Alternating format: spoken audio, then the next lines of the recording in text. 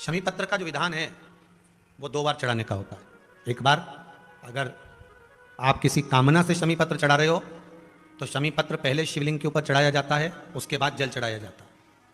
जब जल चढ़ जाए, दूध चढ़ जाए, पंचामृत स्नान आदि सब हो जाए, उसके बाद आप देवाधिदेव महादेव की जब पूजन करें, अर्चना करें, आराधना करें, चाकरी करें, निवेदन करें, तब फूल आदि पुष्प आदि जब भगवान देवाधिदेव महादेव को समर्पित करेंगे, फिर पुनः वापिस शमी पत्र बेल पत्र फिर समर्पित कर देंगे,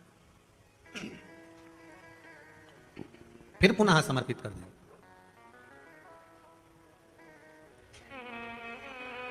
जिसके घर में वंश नहीं बढ़ता, 20 साल 25 साल 15 साल 12 साल हो गए हों और जिसके घर में बच्चा ना हुआ हो, हम उनसे भी निवेदन करेंगे कि प्रत्येक प्रदोष, प्रत्येक शिवरात्रि, हर महीने प्रदोष आती है, हर महीने शिवरात्रि आती है, प्रत्येक शिवरात्रि प्रत्येक प्रदोष को आप मिट्टी के अंदर मक्खन या गाय का दूध या गाय का घी, देसी गाय का मिलाकर शिवलिंग बनाकर उसकी पूजन करना प्रारंभ करें। 1 साल शाम को 4 बजे से लेकर 7 बजे के बीच में शंकर और पार्वती के भ्रमण का समय रहता है। मेरे देवाधिदेव महादेव और माता पार्वती के भ्रमण का समय, भगवान शंकर पार्वती घूमने को निकली।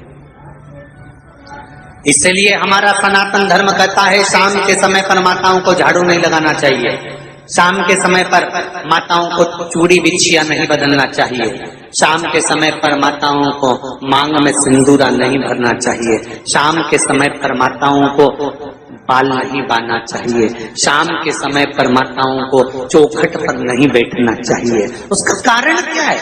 क्योंकि पार्वती जी ने भगवान भोलेनाथ जी से कहा था कि तुम मुझे रोज शाम के समय प्रदोष काल में भ्रमण के लिए लेकर जाते हो, मेरे लिए आज्ञा क्या है? शंकर भगवान ने कहा सुनो पार्वती, मंदिर के अंदर नंदी रहता है, जाने वाला यात्री जब मंदिर में मेरा दर्शन करने आता है तो नंदी के कानों में कहकर जाता है कि शिव जी को मेरे यहाँ लेकर आना। मैं नंदी के अनुसार उनके घर जाता हूँ, मेरा काम है उनका कल्याण करना और तेरा काम है उनके घर की नारी को अखंड सौभाग्यवती का वर प्रदान करना, ये तेरा काम। तब पार्वती माता ने कहा अखंड सौभाग्यवती होने का वर मैं तो दे दूंगी, पर उस समय पर माताएं चूड़ी बदल रही होगी, हाथ से चूड़ी निकाल रही होगी तो मैं वर कैसे दे सकती हूँ? मांग भर रही होगी तो मैं वर कैसे दे सकती हूँ? उस समय पर चूड़ी बिछिया बदला जा रहा होगा तो मैं वर कैसे दे सकती हूँ? उस समय पर झाड़ू लग रही होगी तो मैं लक्ष्मी को वहां कैसे भेज सकती हूँ? आप बताओ। तो शंकर भगवान ने कहा प्रदोष का समय एक ऐसा समय होता है, शाम का समय ऐसा होता है जिस समय पर केवल शंकर और पार्वती की आराधना का समय होता है। हम तो कई लोगों से कहते हैं अगर आपके यहाँ संपदा नहीं आ रही है, बहुत मेहनत कर रहे हो, फल नहीं मिल रहा, कहीं नौकरी, कहीं सर्विस या कहीं व्यापार या व्यवसाय में कहीं तकलीफ आ रही है, हम सबसे कहते हैं शाम का समय पकड़ लो, शंकर जी के मंदिर में दिया लगाना प्रारंभ कर दो। शिव मंदिर में अगर दिया नहीं लगा रहे हो तो बेलपत्री के पेड़ के नीचे दिया लगा। बेलपत्री और शंकर जी के मंदिर में दिया नहीं लगा रहा तो शंकर जी के मंदिर के बाहर चौखट पर दिया लगा। इतना भी नहीं कर सकते तो अपने घर के बाहर अपने द्वार पर दिया लगा दो और शंकर जी के नाम का श्री शिवाय नमस्तुभ्यम बोलकर शंकर भगवान को याद कर कर अपनी कामना कर कर बाबा का स्मरण कर कर पंचाक्षर मंत्र नमः शिवाय, षडाक्षर मंत्र ओम नमः शिवाय, द्वादशाक्षर मंत्र ओम नमो भगवते वासुदेवाय, जो मंत्र तुमको याद है उसका स्मरण कर कर लक्ष्मी हो चाहे नारायण हो चाहे राम हो चाहे कृष्ण हो, स्मरण कर कर शाम के समय बाहर दिया लगा दो, दरवाजे के पास लगा दो। वो सुनेगा जरूर, आएगा तो उसका वेलकम जरूर होगा और वो कुछ लेकर जरूर जाए। नियम तो बनाओ, उसकी चौखट पर यात्रा करना पड़ा है।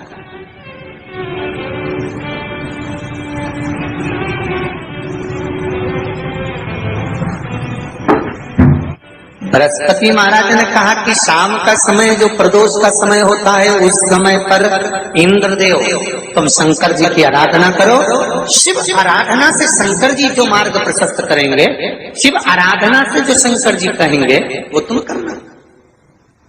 ठीक है, आराधना करी बाबा भोलेनाथ जी।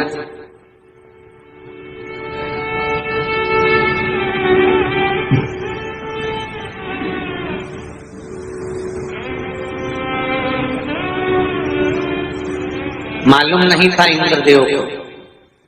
बृहस्पति महाराज ने प्रदोष की महत्वता समझाई तो प्रदोष का समय जानकर शंकर जी पर 7 बेलपत्र प्रदोष के दिन इंद्र ने समर्पित कर दी बिना सोचे।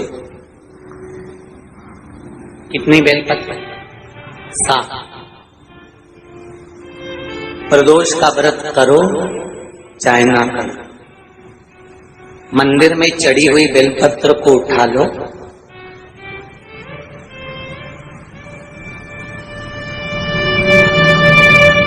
बेलपत्र का ब्रह्म कमल बना लो,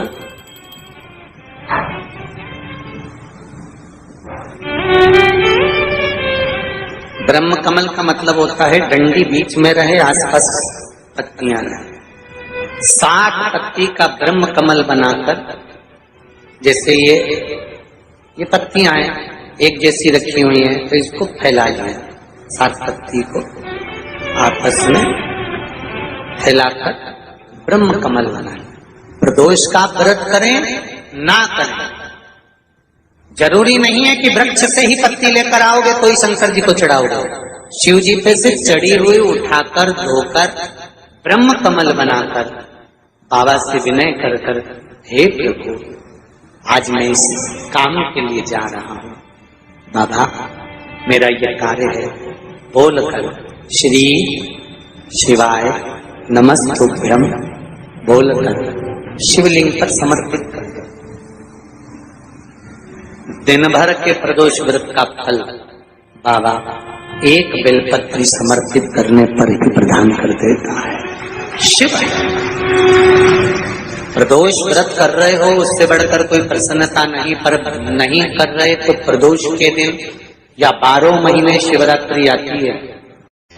मान लो 4-6 महीने से बैठे हो, 8 महीने से बैठे हो, सर्विस नहीं है, नौकरी नहीं है, तो एक छोटा सा उपाय अवश्य करिएगा शिव महापुराण का। महाराज बेलपत्री के पेड़ के नीचे विराजमान होकर, बेलपत्री के पेड़ के नीचे जिसको नौकरी के लिए या एग्जाम में बैठ रहा है वो जल चढ़ाए, बेलपत्री के पेड़ के नीचे थोड़ा सा दूध चढ़ाए, फिर जल चढ़ाए और अपने राइट भाग में घी का दिया और अपने लेफ्ट भाग में तेल का दिया। किसी भी प्रदोष के दिन, प्रदोष काल में एक बार लगा दे, उसके बाद में अपनी कामना कर कर बेलपत्री के पेड़ के नीचे धूप लगाकर प्रणाम कर कर जाए और चले जाए इंटरव्यू के लिए। बाबा